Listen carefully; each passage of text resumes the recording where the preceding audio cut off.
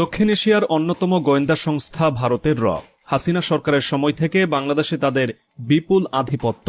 এমনকি ছাত্র আন্দোলন চলাকালীন বাংলাদেশে এসেছিল ভারতের রয়ের 400 স্পেশাল সদস্য, কিন্তু তারা আমেরিকার প্ল্যানের কাছে হেরে যায়। আমেরিকার গোয়েন্দারা আগে ভাগেই সব বুঝতে পেরে সতর্ক করে দিয়েছিল আন্দোলনকারীদের। হাসিনা সরকারের পতন হলে প্রশ্নের মুখে পড়ে ভারতের গোয়েন্দা সংস্থাটি, এমনকি এটি তাদের অন্যতম পরাজয় বলা হচ্ছে।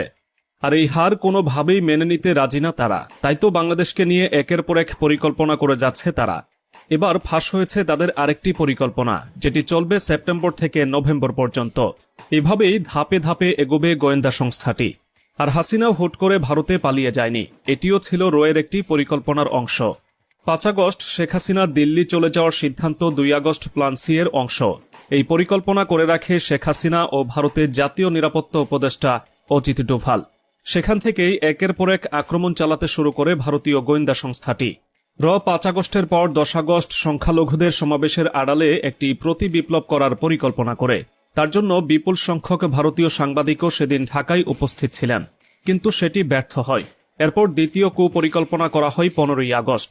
আদালতের মাধ্যমে ইউনূস সরকারকে অবৈধ ঘোষণা করতে চেয়েছিল র এবং আওয়ামী লীগ, কিন্তু সেটিও ব্যর্থ হয় আমেরিকান গোয়েন্দারা আগে থেকে তথ্য দেওয়াতে। জার্মান ভিত্তিক সংবাদ মাধ্যম দ্য মিরর এশিয়া সম্প্রতি একটি গোপন তথ্য ফাঁস করেছে। তা হল শেখ হাসিনাকে বর্তমানে ভারতের গোয়েন্দা সংস্থা ইন্টেলিজেন্স ব্যুরোর সুরক্ষিত একটি ভবনে রাখা হয়েছে।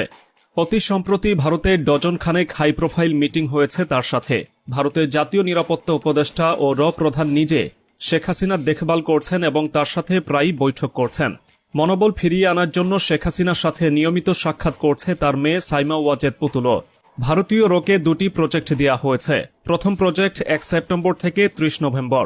এই প্রজেক্টের উদ্দেশ্য হল ইউনূস সরকারের উপর ভর করেছে শিবির, হেফাজত ও হিজবুত তাহরির বামপন্থীদের মাধ্যমে এই বয়ান হাজির করানো। সেই সাথে হেফাজত ইসলামের একটি অংশ, যার সাথে রয়ের দীর্ঘদিনের যোগাযোগ। তাদের বোঝানো হচ্ছে ডক্টর ইউনূস সুদখোর, তিনি মার্কিন এজেন্ট, কোনোভাবে একজন ভালো মুসলিম নন। বেশ কিছুদিন গেলে এই সরকার সমকামীদের অধিকারকে স্বীকৃতি দিতে পারে।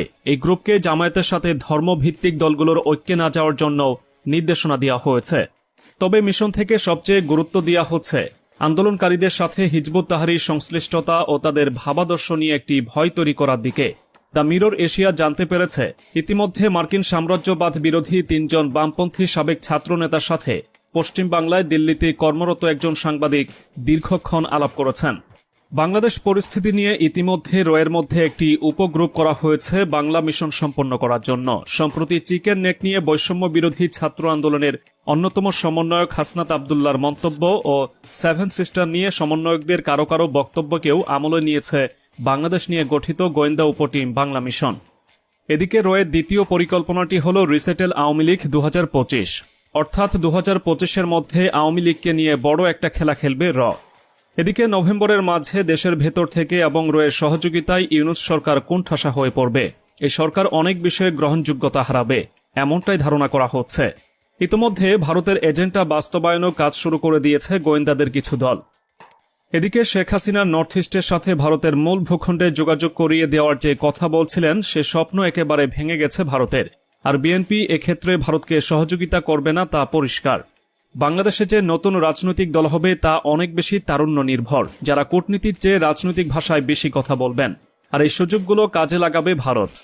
এই মুহূর্তে ভারতের অগ্রাধিকার হল তরুণদের কোনো দল গঠনের সুযোগ না দিয়ে বর্তমান সরকারকে নভেম্বরের মধ্যে হিজবুত তাহরির ও শিবির প্রভাবিত সরকার বলে একটা অস্থিরতা তৈরি করা। অন্যদিকে নির্বাচনের পরিবেশের কথা বলে আগামী 6 মাসের মধ্যে আওয়ামী লীগকে প্রকাশ্য রাজনীতিতে নিয়ে আসা। আর এই প্ল্যান বাস্তবায়ন হলেই র তাদের দ্বিতীয় প্ল্যান নিয়ে মাঠে নামবে।